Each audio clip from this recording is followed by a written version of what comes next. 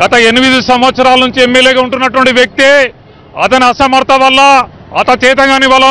చేతగాని వలన ఈరోజు హౌసింగ్ బోర్డు కరీంనగర్లో ఉండేటువంటి హౌసింగ్ బోర్డులో ఇలా పూర్తిగా రోడ్లన్నీ కూడా పాడైపోయి డ్రైనేజీలన్నీ కూడా పాడైపోయి 2 రోజులకోసారి మంచినీళ్ళు వస్తే ఆ మంచినీళ్ళు కూడా చాలని మంచినీళ్ళు పూర్తిగా కలుషితమైనటువంటి నీళ్లు వస్తూ ఉంటే దోమలతోని దుర్గంధంతోని హౌసింగ్ బోర్డులో ఉండేటువంటి కాలనీ వాసులు తీవ్రమైనటువంటి ఇబ్బందులు పడుతూ ఉంటే రోజు ఒక పేపర్ స్టేట్మెంట్ ఇస్తా ఉన్నారు.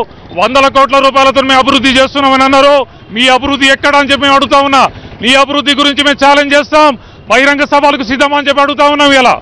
ఇలా ముఖ్యంగా 8 సంవత్సరాల నుంచే నువ్వు ఎక్కడ అభివృద్ధి చేసినావు, నువ్వు ఎన్ని డబ్బులు తెచ్చినావు, ఎన్ని కోట్లు ఖర్చు పెట్టినావు, ఎక్కడ అభివృద్ధి ఉంది అని చెప్పి మేము అడుగుతా ఉన్నాం.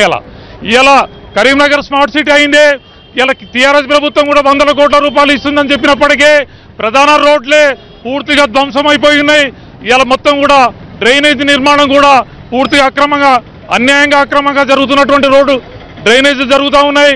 డివైడర్లు కూడా సరైనటువంటి ఒక క్వాలిటీ డివైడర్లు కూడా నిర్మాణం జరుగుతలేదు.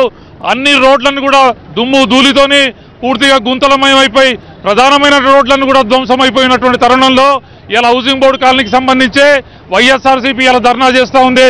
హౌసింగ్ బోర్డు కాలనీలో ఉండేటువంటి వందలాది మంది ప్రజలు మహిళలు తీవ్రమైనటువంటి ఇబ్బందులు పడుతూ ఉన్నారు.